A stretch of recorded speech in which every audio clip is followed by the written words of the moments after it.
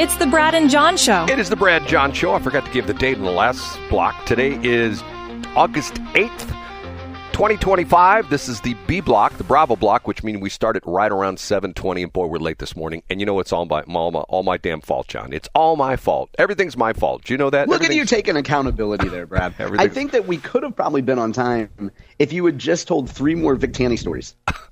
I'm sorry, John. Okay, you know what? I'm somewhat jealous of you, John, because you've got a special intro on Friday. I need to come up with a special intro on Friday. But I guess we're just going to do the regular one, which is, how does that sound, John? It's time for Brad's Top 3. It's time for Brad's Top 3. You do such a good job at that. It amazes me. Okay, we talked about this last week, and I'm reading a couple articles this morning, and I have a comment about this, which is probably going to amaze you because I never make comments about things. Another big article about how things are not going good in Las Vegas. Have you heard more about this? No, I haven't. What could possibly be wrong in Sin City? According to the Las Vegas Convention and Visitors Authority, the LCVCA, only 3.1 people visited Sin City in June, down 11.3% compared to the same month of 2024. So in other words, there were 11.3% fewer visitors that came to Las Vegas in 2025 than in 2024 in June. Now, my theory on this is, I guess Las Vegas people are freaking out. Why would anybody be surprised at that when once upon a time, you go back when you and I were youngsters, John, especially when I was a youngster, there was no gambling in the state of Missouri. There was no river boats, quote unquote, that really aren't river boats. There were no lottery. There was no, soon to be sports book. Now we're going to have sports book in the state of Missouri by the end of this year. What do people expect? You don't have to get on a plane anymore to go to Vegas, to go gamble. You can just do it right here. And see, this is what I thought this all along. When all the states put in casinos, and not all the states have them, but most of the states have them now, don't you think naturally that was going to cut down on Las Vegas? Yeah, I think absolutely. Now, if you're one of the casino operators, you probably don't care too much in the big picture because you're running, if you're one of those sports books, you probably have an operation now where you get a taste of the gambling in Missouri and other states. But certainly for the local economy, Brad, I would imagine if you were the Las Vegas Convention and Visitors Bureau or whoever, 15 years ago, there was a group of people that said, look, this online gambling thing is a real threat to us. Let's start focusing more on live, in-person entertainment, the type of stuff that you can only get if you actually come here. So if you want to go see Adele or Usher or fill-in-the-blank artist, you still need to go to Las Vegas for that in-person performance. But I think you're exactly right, Brad. Why wouldn't you just go to Riverport or open your FanDuel and DraftKings app? You don't need to go to Las Vegas for that. I mean, and if you want to bet on Sportsbook, right now until the thing opens in Missouri, you just jump in your car, drive across one of the rivers in Illinois, which geolocates you in Illinois, and then you're good to go. You know what I'm saying? Yeah, I agree with you, Brad. I wonder now, does the Las Vegas Convention and Visitors Bureau or whatever their outfit is called, do they have a comment on this of what they're going to do to help the local economy? Well, what's interesting about it is if you read the whole article, there are some of the casino operators that saying, hey, it hasn't affected us that much. They're saying that what's happening is that it's a change in the number of people who are going and the socioeconomic. The casinos are claiming that their revenue, as a matter of fact, a couple of the casinos say their revenue year over year for June, which is what they're talking about right now, is up over 2024. And who knows? But the bottom line is, if you lose, it's like take any store, and let's pretend Las Vegas is a store. Take any store, and if you have 11.3% fewer visitors to that store, fewer customers to that store, don't you think it's going to hit the bottom line?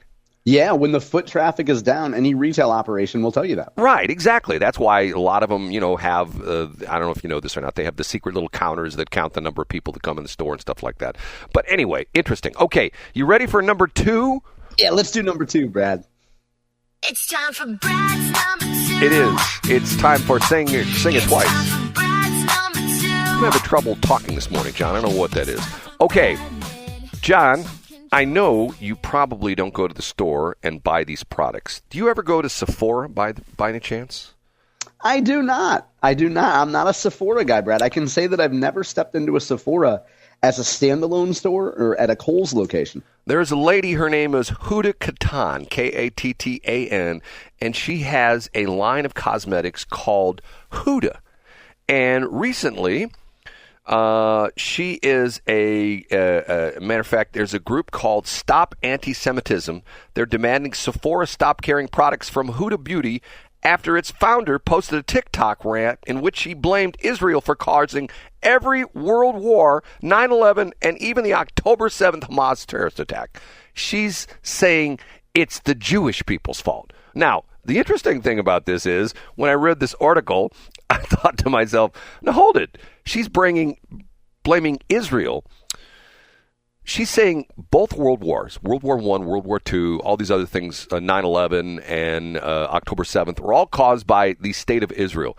Is there a problem with that, John? Can you see maybe a historical problem with that? Well, other than the fact that it's not accurate. Well, why isn't it accurate?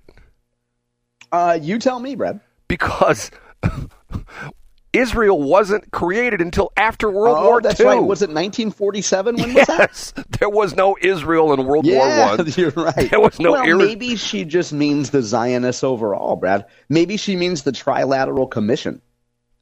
See, I don't understand this. I'll never understand this. And the crazy thing about this is, let's do the Tony Colombo flip test, okay? Let's say we had, I can't remember, let's say Revlon. I don't know if Revlon's still a big cosmetic maker, as huge as it used to be. But let's say Revlon comes out one day and the lady who is the president of CEO of Revlon comes out and say, you know what the problem with the world is? It's all these Arabs and they're all these Muslim people. John, how many stories, how many publications, how many talk shows would that be the number one story? Most of them. And she would be packing up her stuff right away. The board of directors would call an emergency meeting at Revlon, and she would be gone by close of business. Right. And every store that carried Revlon, there would probably be a sign as you walk in the store. Sorry, we no longer carry Revlon. We have many other cosmetic lines you'll love. Okay, but yet they're having to force the hand of Sephora, which is everywhere now, to get this lady's Huda Beauty out. And the crazy thing about it is it's not getting that much publicity. And she's unapologetic about it. And she talks about, I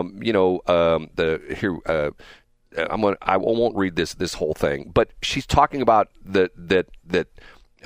She says that the Kattan's remark weren't just factually wrong; they were darkly reminiscent of the Nazi rhetoric used to incite the German people against the Jews. And yikes! That's a strong statement to make. There's no doubt about that. Hold on, Brad. Remind me. Did you say Sephora has already pulled this stuff? No. Has Sephora not taken action yet? No, they have not. They're. If you go to Sephora store, matter of fact, I think I need to do some field work today. I bet you would love that, Brad. I need to go to Sephora store and look at the Huda Beauty display. And apparently, Sephora is resisting this. I mean, now, that's not what the article said. Here, let me read this. Here's another quote. This is Anti-Defamation League. Huda Kattan built a brand around beauty, but these anti-Semitic conspiracy theories are nothing short of ugly hate. Spreading vile myths about Jews to millions of followers isn't just reckless, it's dangerous. I agree 100% because of the fact that when you are someone who is probably she's a multi-millionaire by now, but the situation is she can't even get her history right. When I read this article the first time, I thought to myself, no, hold on a minute, there's a problem with this because... Yeah, she should have clarified and just said Zionists or something like that. Now, Brad, I'll just play devil's advocate here and say, as ugly as those comments are, if Sephora has to play referee or ban everyone, number one, can you imagine the pro-Palestine people that will protest Sephora and boycott Sephora by saying, hey, Sephora is now suddenly political because they're protecting the Zionists and not us. If you're Sephora, you're whistling past the graveyard and you say, this too shall pass, and in a week, these same people will be mad about something else. I'm going to make a John Combest comment, which I can't believe you just Please said, do. because the real John Combest would say, Well, there's no problem with the pro-Palestine people missing Huda Beauty at Sephora because none of them wear makeup. How about that, John? Well, that could actually be kind of true. You know what I'm saying? That's the John Combest comment. So, Brad, what would you do if you were Sephora? See, John, can I tell you something? Please do. Just yesterday, one of my Jewish friends, and I have lots of Jewish friends. My best friend for a long time was Jeff Andrew, the chief engineer at the old KSLQ. And I have several Jewish friends, and I like them just like my other friends. There's no difference. And I had one of my Jewish friends who no longer lives here somehow found about the arson in Clayton where they were going after the Jewish people's place. And she texted me and she said, I can't believe what's going on. And that's my look in this in general. What did not we learn from World War II? What did we not learn from Hitler? What did we not learn? What's the old saying? Those who fail to heed history are doomed to repeat it. Right. I don't get it. And not only that is I don't understand why people have this hate for the Jewish religion. And the crazy thing about it is it sort of dovetails into my thing all the time is that if you go back through history, the two issues that are the most common for wars are territorialism and religion. The Great Crusades. And think about that. When they were going back on this, when they were talking about take down the Columbus statue in Tower Grove Park, take down the Civil War statue in Forest Park. I said, take down the statue of Louis, whatever the number he is. He's got a sword because what was he doing? He was killing the Islaming people, right? Wasn't that the Great Crusade? Yeah. What a violent motif. Right. Are you saying that we're going to cancel our meetup at Sephora today, Brad? Is this like a roundabout way of saying you don't want to meet me at Sephora today? John, I'm sorry, but I was going to show you some of that new blush that I just fell in love with. Okay, ready for number one? You give it to us, Brad. And now, big finish, Brad's number. John, one of the things you compliment me about is I never tell the same story or talk about the same thing twice. John will always say, Brad, you've never talked about that before, right, John? That's true. That's how, by the way, last week when you were telling a producer Christie story, yes, I knew that it was a big wind-up for a Wizard of Oz punchline because you started it with, John, I've never told this story before. And we know that's literally not true. Go ahead, Brad. I talk about this all the time. My frustration with my local radio brethren who won't cooperate. They're very, I've told the story. One station that shall remain nameless, KFAV, has tried to kick us out of one Chamber of Commerce twice and another Chamber of Commerce another time. And I don't get it. Well, yeah, but that's because you were acting like a bit of a dick house. Oh, wait. Go ahead, Brad. Okay. I say, as the tide rises, so do all boats. All you have to do is look at the late-night talk shows, because you know what happened last night, John? Did they cross-promote each other as if they were Whistling Diesel and some other YouTuber? Exactly. And do you know who was on Jimmy Fallon's show? I don't know. Some other smarmy Hollywood type that I would never actually watch. Greg Gutfeld. Oh, there you go. Now, you're a big Greg Gutfeld fan. I've never watched his show, and I never will. But you like him, right? Well, Greg Gutfeld, first off, we give the example. Remember I told you the story that Stephen Colbert was complaining, oh, we're going to cancel us. Well, then they came out and said the show is losing millions of dollars every year. And then came out that he has a staff of 200. And then they kidded about, on Gutfeld, they kidded about the fact I think they've got a staff of 6. The interesting thing about this is, and it's apples and oranges because it's over the air versus cable, because Fox News Channel is still a cable channel, so to speak. There really isn't much cable anymore. But Gutfeld kicks everybody's butt. He beats Jimmy Kimmel. He beats Colbert. He beats Jimmy Fallon. Okay? So last night, he was the guest on Jimmy Fallon's show. Think about that for a minute. That would be like... Wow. Now, would you have that? I guess what you're getting at here, Brad, is this would be like you being guest hosted in the Perryville, Missouri home studios of KBDZ. Is that what you're saying? Yes. This would be like me. This would be like Tracy Ellis calling me up and saying, Brad, you know what? We've thought about this, and you're really a nice guy, and we've actually realized that you actually are a Christian. We thought you were some heathen. My husband and I called you all sorts of names, and so we'd love to have you come over and do a morning. Matter of fact, both you and John come over and do a simulcast of the Morning Crew with Jeff and with Dan and Drew, whatever the name their show is. Yeah, what a great crowd. Right. And John, if you were going to go to the sports book and there was going to be a prop bet on whether or not Tracy Ellis would ever let us be on her station, what odds do you think you'd get on that? 0.0. Yes, exactly. And Brad, I think it's good that you had pretty much left the Tracy thing alone for a long time because you had a new opponent in your mind because KBDZ, you went through the KFUO battle, and then you had the whole you were obsessed with the KDHX thing, which mercifully you haven't brought up in a long time, and you had let Tracy alone. And it's good to see that, like, maybe it's the end of summer and you're getting a little sentimental, but it's good to see you've brought up Tracy a lot more in the last week than you had the previous months of summer. I missed something. What did you say I've not talked about in a while? What was that again? Remind me. I think her name was Katy Kruze.